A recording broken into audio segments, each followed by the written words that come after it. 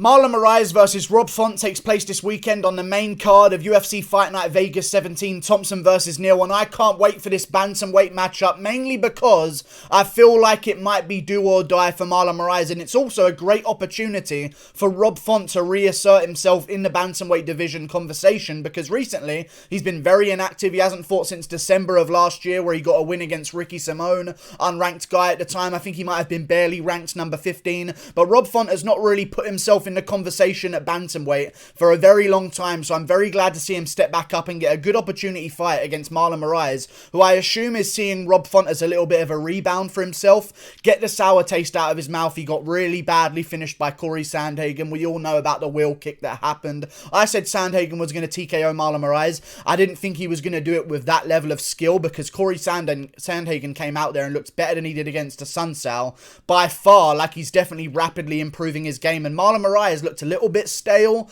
looked a little bit off on the timing, was landing some decent shots here and there, but it was the majority of the time Sandhagen just schooling him with superior footwork. However, I feel like this is a bit of a different fight, and I think Marlon Moraes sees this as a good matchup to rebound against Rob Font, because you're talking about a guy in Rob Font who isn't this young up-and-comer like Corey Sandhagen was, that's been active and has had good wins recently in the division and is improving every single time he goes out there, because Rob Font has not fought since 2019 December, where he fought Ricky Simone, and then before that he fought Sergio Pettis, a flyweight moving up to bantamweight at the time, and beat him, don't get me wrong, and beat him unanimously by decision, outstruck him every single round, minorly, just to make sure he was ahead on strikes every single round, but it was an easy performance. He basically just jabbed the face off of Sergio Pettis for 3 rounds, who couldn't get on the inside because he's a much smaller guy for the division. But still, I do appreciate Rob Font as a fighter. I think he's very good. I understand why the odds are a little bit close, and they're giving Rob Font a bit of a chance here, but I don't understand it at the same time, because this is Marlon Moraes we're talking about, and Rob Font has lost to guys in a division like Rafael Sunsao, and when you look at the loss to Pedro Munoz as well, he got cracked on the chin badly, shot a panic takedown, and got guillotined in that first round, and it's a little bit of a tough time for Rob Font, a little bit of an older guy as well. He's not this young guy who's going to be adding a bunch of new tools to his game every time he goes out there to try and get a jump over on Marlon Moraes. Like, he's 33 years of age, Marlon Moraes is 32, and Rob Font's had a long career as well. He's had some wars, he's had some battles, taking a fight after a year off. I just don't see him being able to put out a guy like Marlon Moraes in this fight, because Marlon Moraes has shown time and time again, other than his recent performance against Corey Sandhagen, even in his performance against Henry Cejudo, who was doing good in the first rounds, I know he gassed out in that fight, but I feel like sometimes Moraes getting himself a free rounder against someone is maybe the best thing he could do for his career. I don't want to see Marlon Moraes accept a 5-round bout with anyone unless it's for a title shot, because that's the only time he should be putting himself out there, because it's very obvious by now in those 4th and 5th rounds, or even in the 3rd round when we get to it in a 5-rounder, Moraes does start to slow down in fights. But I will say this again, after the Cejudo fight, people talked about him, how he slows down in fights so drastically. Against Jose Aldo, Marlon Moraes won that 3rd round.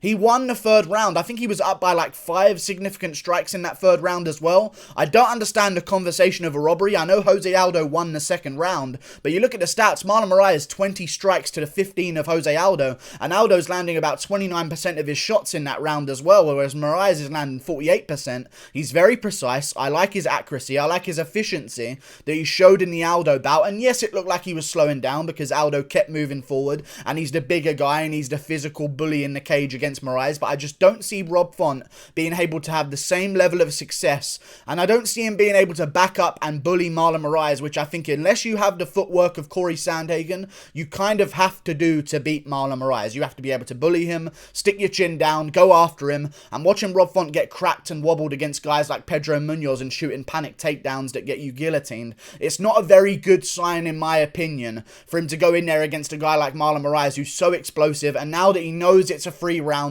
a little bit of an easier time for himself mentally in the cage is going to be had, I believe. And also, I think he's going to bounce back here against Rob Font, and I actually believe he's going to do it in the same fashion that he did to Rafael Sunsao, But the way that Pedro Munoz did it to Rob Font, I think Marlon Moraes is going to crack Rob Font on the chin really hard at the end of the first round. Rob Font is going to shoot for a takedown and get himself guillotined in that first round by Marlon Moraes. We've seen it against Rafael Assunção, jumped to that guillotine after rocking Rafael Assunção in that fight. They ended up in a scramble. Moraes jumped straight to a mounted guillotine, one-armed, I believe it was as well. Brutal finish that he got over Rafael Assunção. And then you look at the Rafael Assunção fight with Rob Font, and you see that Rafael Assunção just basically outworked him for 3 rounds. And even if you want to say, well, back then also, Assunção got a split decision win against Marlon Moraes, you could tell there they were very, very different fights they had. Like, Marlon Moraes could have won the Assunção fight. I kind of think they gave it to Assunção because of pressure back then was a big deal, but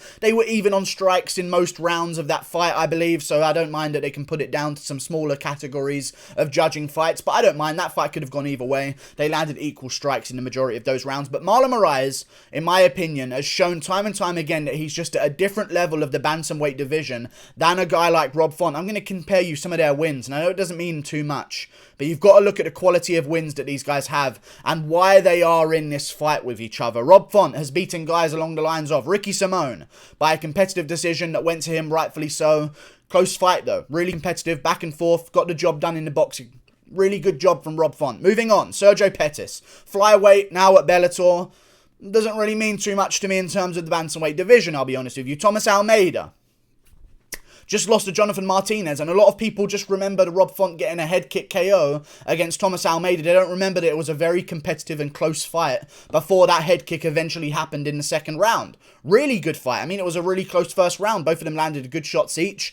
Look at other wins on his resume. Douglas Silva de Andrade, Matt Schnell, another current flyweight right now. Like, I like Rob Font. I just haven't seen him beat the level of competition with enough efficiency and dominance that I've seen Moraes beat, because when I look at those names, Almeida, Andrade, Schnell, Pettis, Simone, and then I look at Aldo, Assunção, Rivera, Aljamain Sterling, John Dodson, they're different levels of opponents that Moraes is making look foolish in some cases, and even winning close decisions against. I think I'm going to go with Marlon Moraes, who can get a close decision win against the likes of Jose Aldo, over a Rob Font who can get a close decision win over Ricky Simone. And I know a lot of people don't like MMA math, but I will mention this. Rob Font, very boxing heavy style, fights at the New England cartel with Calvin Kattar. I feel like it's kind of built into their gym, that sort of boxing heavy approach to the game of MMA. Rob Font was getting his legs chewed up in fights earlier on, same with Calvin Kattar. Both of them seem to have addressed it now, but Marlon Moraes' leg kicks are very, very brutal, and I think we didn't really get to see that in the Corey Sandhagen fight because of his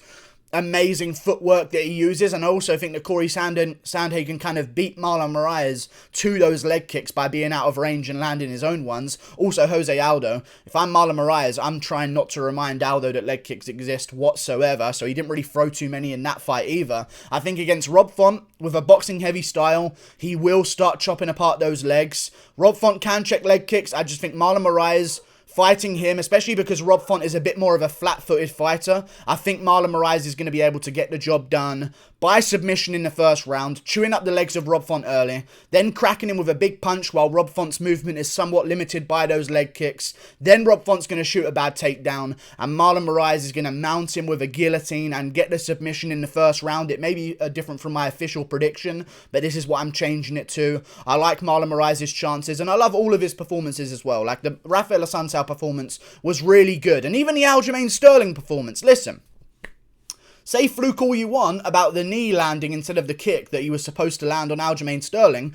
What also happened in that fight is that he dropped Aljamain Sterling with ease in the first round to lead to that situation even happening. The situation where the knee landed was because they stood both of them up after Aljamain Sterling got put on his ass and tried to go for a submission in that first round, and Moraes pulled out of it. Like, I think Moraes has got real power in his hands. I don't think I'm going to forget about his successes so quickly, especially against an older guy in Rob Font. If this was a young Rob Font rising through the division and he had some names on his resume, such as, I don't know, 2 bantamweight names right now, let me think, like he had beaten just Raoni Barcelos by a close decision, and then he went on to beat like a Marlon Vera, who's also on this card. Like, if you had those level of names on his resume, and maybe a Song Yadong in there as well, maybe I'd like his chances to upset Marlon Moraes, but Rob Font is not the guy I'm looking for here. A bit older than Marlon, seems like he's slowing down in his career, and also when I hear Calvin Kattar talk about Rob Font, it It's like an inside joke that he has. I remember watching this on Food Truck Diaries, Brendan Schaub with Calvin Kattar.